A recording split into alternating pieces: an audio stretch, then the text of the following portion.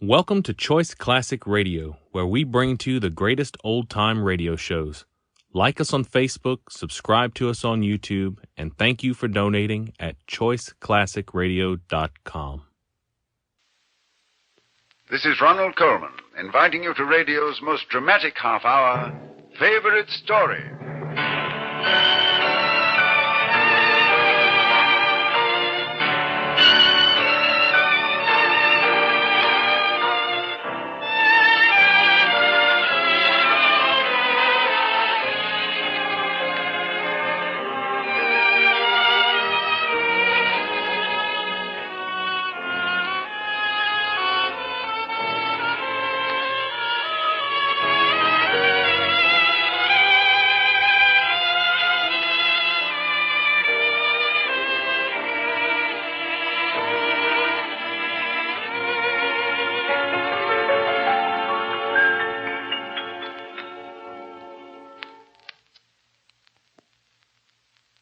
If you've ever cheered a home run hitter or sunned yourself in the bleachers of the great American game, you'll enjoy this week's favorite story.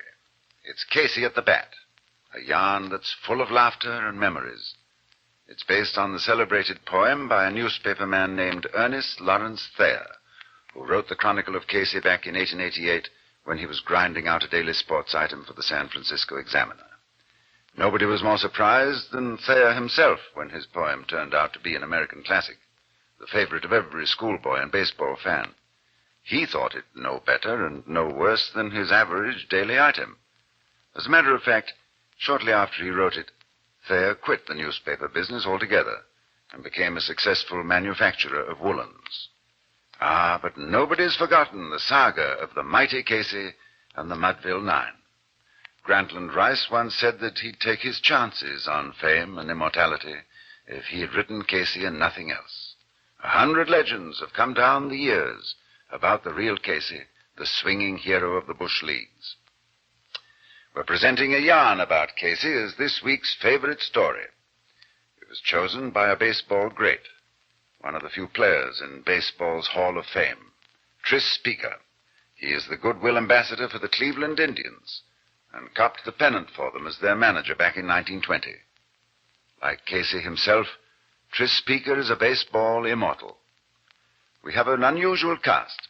The stage and screen star Lionel Stander will play Casey, and baseball announcer Hal Berger will play the manager of the Mudville Nine. So here it is, Tris Speaker's favorite story, Casey at the Bat. Play ball!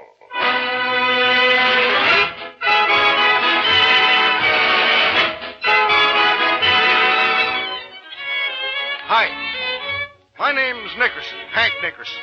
I'm the manager and part owner of the ball team in Mudville. Yeah, there's a big frog in a little pond for you. Well, now, don't get me wrong. I like Mudville. It ain't Indianapolis, mind you, or Terre Haute, but it's a friendly place. And in my day, I've seen some of the best of them. The great Christy Mathewson himself pitched an exhibition game here once. And one day I shook hands with Larry LaJoy. That's right, the great Napoleon LaJoy himself. Yes, sir. But when you come right down to it, the most colorful ball player I ever seen was a member of this here team, Casey. What a sweetheart of a ball player, I tell you. You want to sell tickets to a ball game? Give me a character like Casey every time. Take any summer day. This one, for example. The Mudville fans were out, screaming their tonsils out for this big silly goof who knew the format for popping them right over the center field fence onto the roof of the hand laundry. Okay, boss, where do you want it? Any place you want to put it, out of the field. I consider that an order. And watch that pitcher. He's got a low one that's mean, and that ump doesn't like you.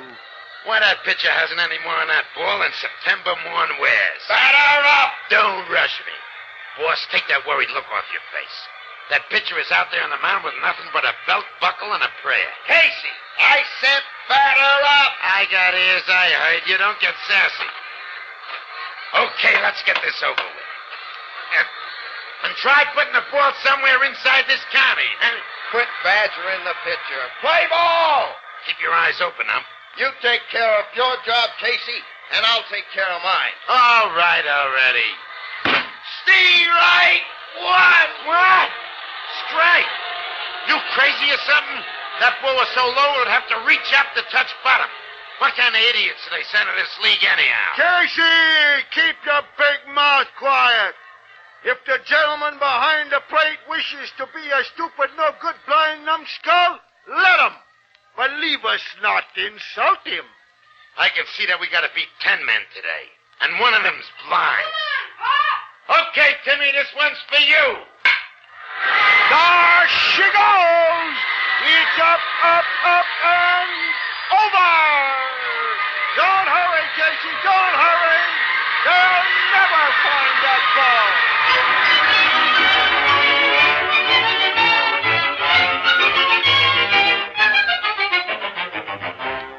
Do I need to tell you that we won that game? 3-1 the score was. Casey made 2 home runs and a long 3-bagger. On the triple, he stole home. And was that ump ever mad when he had to call him safe?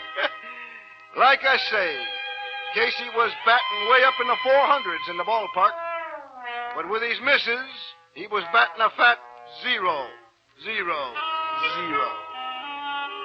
And when I seen his kid, Timmy, in the stands, I knew we'd be having a visit from Mrs. Casey. She was a swell gal. But you'd get a little distemper, too, if you was married to a big walrus like Casey. Sure enough, she storms right into the locker room. Where's that baseball player? Mrs. Casey, please. There are gentlemen in various stages of undress. Ladies are not permitted in the locker room. Where's Timmy? Your boy Timmy? Why, Mrs. Casey. What makes you think he'd be here? Miss Abernathy at the public school said that Timmy didn't return to class after lunch. Mrs. Casey, I am very perturbed to hear this.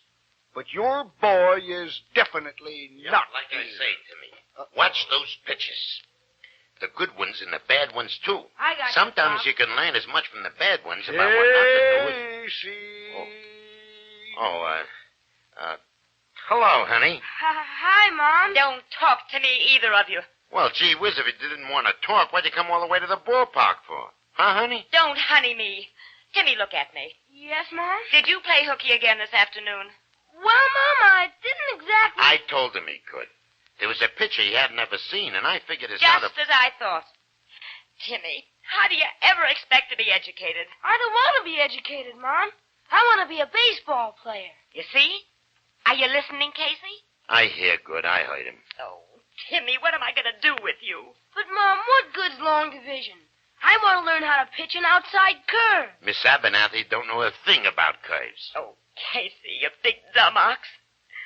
I don't think I mind Timmy running off from school, but I can't see you're encouraging him. I just can't see it. Kiss her, Pop. That'll do the trick.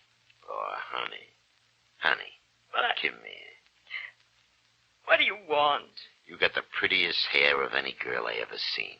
And the nicest smile. And the cutest little crazy nose. And the bluest eyes. Oh, Casey. Casey, what am I going to do with you? Look, honey. Timmy and me'll never cut school again. Will we, Tim? Well, if you say so, Pop. Oh, Casey, I wish I could tell you to go jump in the Mudville Pond, but I can't. I just can't. Because I love you too much. Excuse me, gentlemen. I got to put on some pants. Well, in long woolen underwear, you're the strangest Romeo I ever seen. Hank, you're a card. Ain't he a card, honey? Make like a hoop and roll away, boys.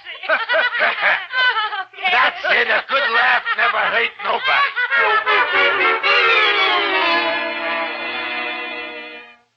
Me, I wasn't laughing.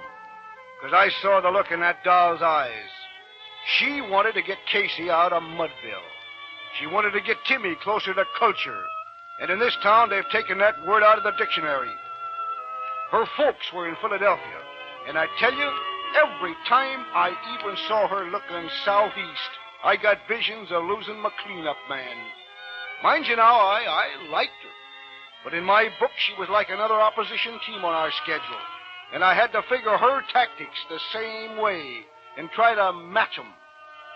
The way I heard it, things began to come to a boil one Saturday afternoon when we didn't have no game. Casey gets awful bored when he just sits around. Well, it happened like this. I'm going to the meeting at the church. Fine, Peg, fine. Now, Timmy, keep practicing your piano for an hour. Okay, Mom. Casey, you see that he does, understand? Oh, sure, honey. Timmy, you stick to that piano. I will, Pop. Well, I'll be back in a couple of hours. Behave yourself.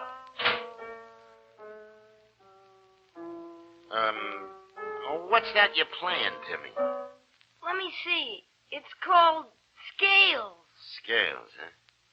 It ain't much, is it? No. You want to hear a piece? Sure.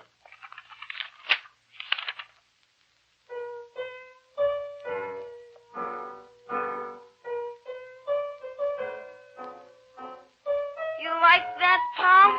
Sure. It's called Flight of the Butterflies. That's awful sissy stuff, isn't it? No, Timmy. Butterflies have got to live, too. Yeah.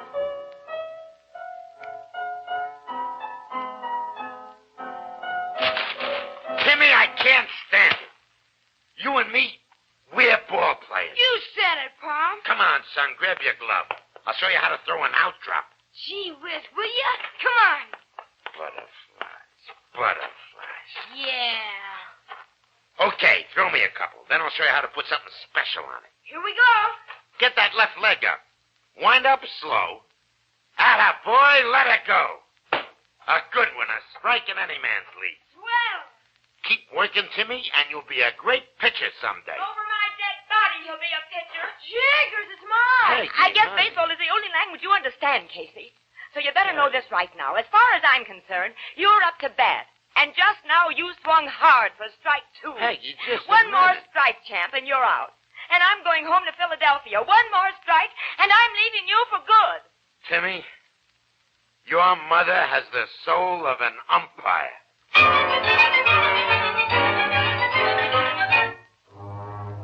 Have you ever looked into a dame's eyes when she gets a big idea? It's kind of wild, frenzied look. She starts fizzing like a sparkler on the 4th of July. Well, Peg got a big idea. She'd get to go to Philadelphia and have Casey, too. It was near the middle of the season. Timmy was there because school was out for the summer. And Mrs. Casey, with a smile on her pan from here to center field, charges into the locker room. Casey! It's your missus. What do you suppose I've done now? I don't think anything. She looks happy. Oh, Casey. Oh, there you are, honey. Hi, Peg. Hi, Mom. Oh, Casey, I just received a telegram from Philadelphia. Anything wrong? Everything's very right. It's from my dad. Oh, well, how is the old prune how is your father? Oh, he's fine. Well, Dad's got a good friend in the sporting goods business named Ben Shives. Honey, stop right there. I don't want to go into no sporting goods business. Oh, no. Ben Shives bought a baseball team there, together with a young fella named Connie Mack. Mac. That name sounds awful familiar. Yeah, sure. He's a catcher, yeah, with the Milwaukee. Owns part of the Milwaukee team, too. Used to catch for Pittsburgh. Good kid. Sure. Well, what about it, honey? Well, Dad's told Mr. Shive and young Mac about you, and they're sending a scout down to see you tomorrow. That's great, honey. Why's your old man doing all this? Because you'd be stuck in Mudville all your life if somebody didn't pull you up by the bootstrap. Peg, don't count on this. Scouts sometimes look at you cross-eyed, and sometimes they don't like the color of your hair or something. Just don't count on it. Well, I'm keeping my fingers crossed, Casey. You get in there tomorrow and play your heart out. And the first thing you know, we'll be living in Philadelphia.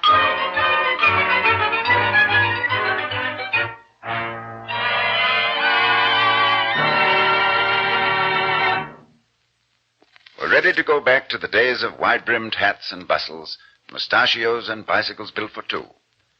One of the great players of American baseball has chosen Casey at the bat as his favorite story, Mr. Tris Speaker. The deep-voiced Lionel Stander is playing the mighty Casey in our radio dramatization, and baseball commentator Hal Berger plays manager Hank Nickerson.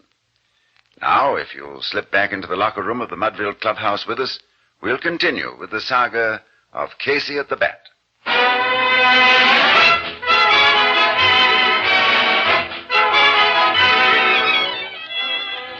day in the locker room, I looks at Casey, and he looks at me.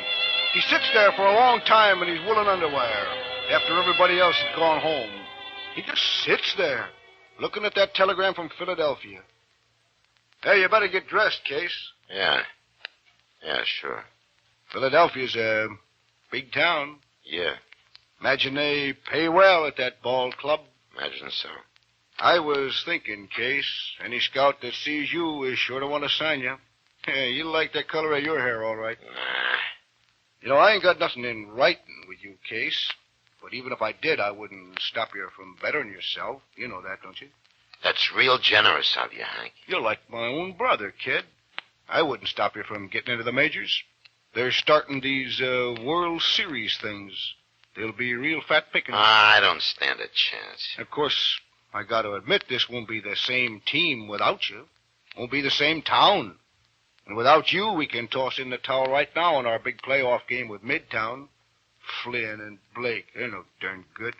Yeah. I wouldn't want to miss that game, boss. A scout sees you, he wants to sign you. He'll want you right away in a couple of weeks, maybe. Ah, go on. And Philadelphia's a good town, yes, sir. Of course, you can't raise your voice there. Gotta talk in whispers all the time, you know.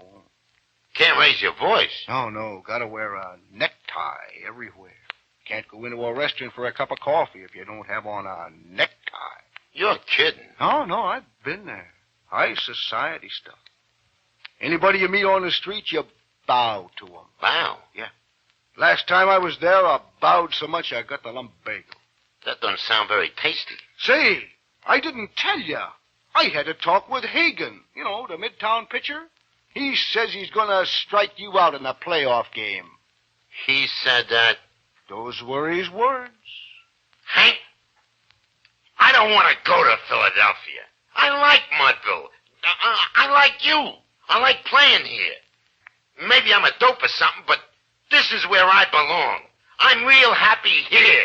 Why, Casey, whatever made you come to that decision?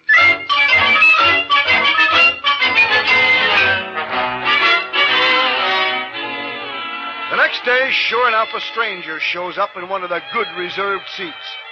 And he has on a necktie and a wing collar. Now, me, I've never been to Philadelphia, but I spotted him. He was the scout, all right. I was watching him out of the side of my eye when the officials from the field made an announcement. Ladies and gentlemen, a substitution in today's lineup for the Mudville Nine due to injuries sustained in warm-up. McClanahan for Casey.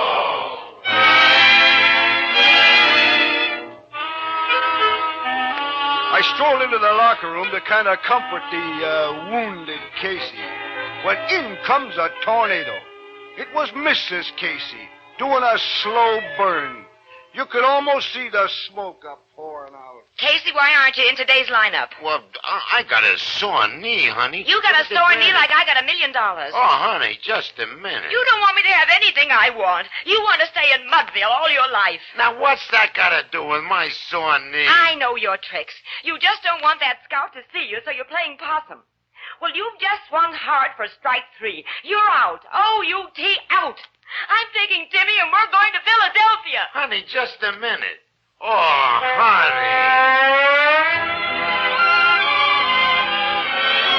honey. Do you know that dame packed up and went home to mother? Can you match that? Well, you never saw a batting average go down so fast in all your life. It's like I always say, you gotta think home runs before you can hit 'em. And Casey was walking around in a daze, like a lame bunt. The day of the big game with Midtown, I gives him a pep talk. Yeah, it's no use, Hank. I might just as well get a job in a sporting goods store. I'm through. So the gal walks out on you. Try to forget her. I can't, Hank. I'm in love with Peggy. And I miss Timmy awful. This one day, try to forget her. It's the big game, Case. We need you. We need you with your old spirit. Try to be spunky, Case. Give the fans their money's worth. They like their old cocky, swaggering Casey. Yeah, I guess I have been letting the fans down, Hank. I guess I've been letting my own troubles make me a bad ball player. And like you always said, boss, the fans the most important part of the game. I'll swagger today, plenty. But I wish I felt more like swaggering. My old ticker.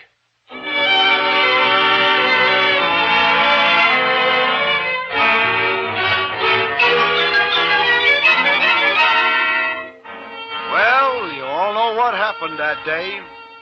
It was a pretty famous game. It got that way because a newspaper man named Thayer set it all down in sort of a poem. The way he says it was much better than the way I could say it. So if you don't mind, I'll borrow his stuff.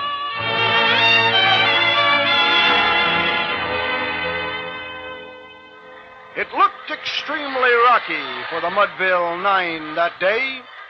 The score stood 4-6, with but an inning left to play. And so when Cooney died at first, and Burroughs did the same, a pallor wreathed the features of the patrons of the game.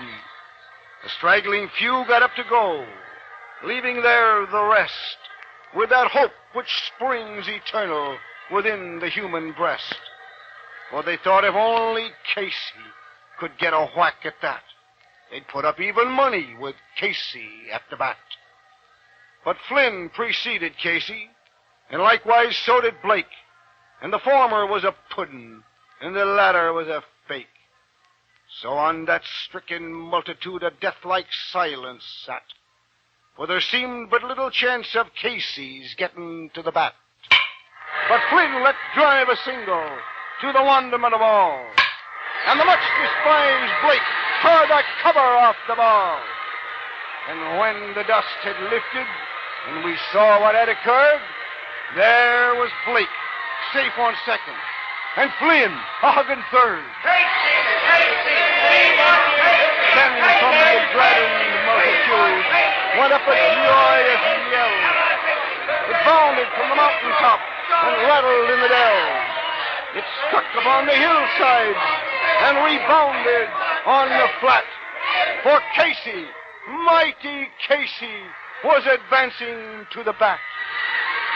There was ease in Casey's manner as he stepped into his place. There was pride in Casey's bearing and a smile on Casey's face. And when responding to the cheers, he lightly doffed his hat. No stranger in the crowd could doubt 'twas Casey at the bat. 10,000 eyes were on him as he rubbed his hands with dirt. 5,000 tongues applauded as he wiped them on his shirt. And while the writhing pitcher ground the ball into his hip, defiance gleamed from Casey's eyes. A sneer curled Casey's lip. And now the leather-covered spear came hurtling through the air, and Casey stood a-watching it in haughty grandeur there. Close by the sturdy batsman, the ball unheeded sped. That ain't my style, said Casey. The right one! The umpire said. From the bleachers black with people, there rose a sullen roar, like the beating of the storm waves on a stern and distant shore. Get it! Get the umpire! Shouted someone from the stand, and it's likely they'd have done it had not Casey raised his hand. With a smile of Christian charity, great Casey's visage shone. He stilled the rising tumult, and he bade the game go on. He signaled to the pitcher, and again the spheroid flew. But Casey still ignored it, and the umpire said, The right two! Broad! Broad! Yelled the maddened thousands, and the echo answered, Broad! But one scornful look from Casey, and the audience was awed. They saw his face grow stern and cold. They saw his muscles strain, and they knew that Casey would not let that ball go by again. The sneer is gone from Casey's lip. His teeth are clenched with hate. He pounds with cruel violence his bat upon the plate. And now the pitcher holds the ball, and now he lets it go, and now the air is shattered by the force of Casey's blow.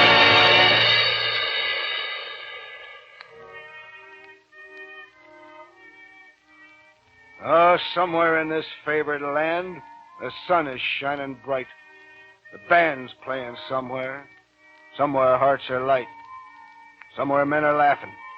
Somewhere children shout. But there is no joy in Mudville.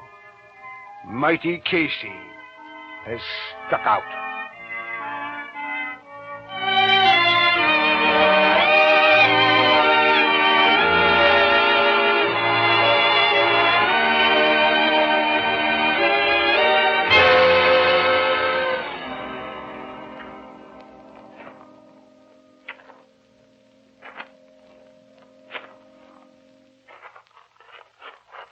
Hank, I'm awful sorry. I'm sorry I let you down. You and the fans. Ah, forget it, Casey, forget it. Turn around.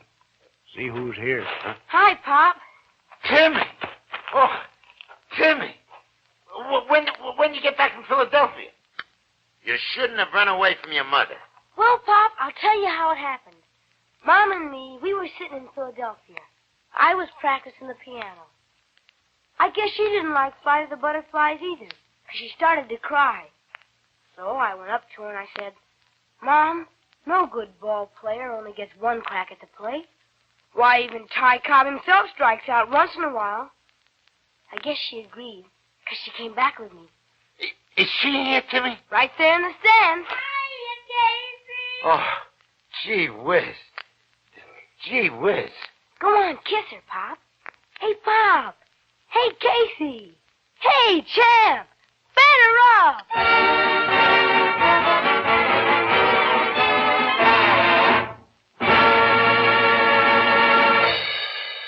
You've been listening to Casey at the Bat, an original story concocted by Jerome Lawrence and Robert E. Lee from the famous poem by Ernest Lawrence Thayer. One of baseball's immortals, Mr. Tris Speaker, named Casey as his favorite story. Our stars were Lionel Stander and Hal Berger, and we want to tip a baseball cap to Ann Stone, who played Mrs. Casey, and Tommy Bernard, who played Timmy. So we file out of the baseball park with regret. It's been great fun for all of us here to have a good grandstand seat to watch Casey at the Bat. It was during my school days in England that I first became fascinated by the rousing tales and verse of Rudyard Kipling. One story in particular deeply impressed me, and many years later I was lucky enough to take part in the production of The Light That Failed. Next week we bring it to you on Favorite Story, when once again I will play the part of Dick Heldar. Miss Heather Angel will provide both love interest and hate interest as the unpredictable Bessie. Next week on Favorite Story, Rudyard Kipling's The Light That Failed. We hope you'll be listening.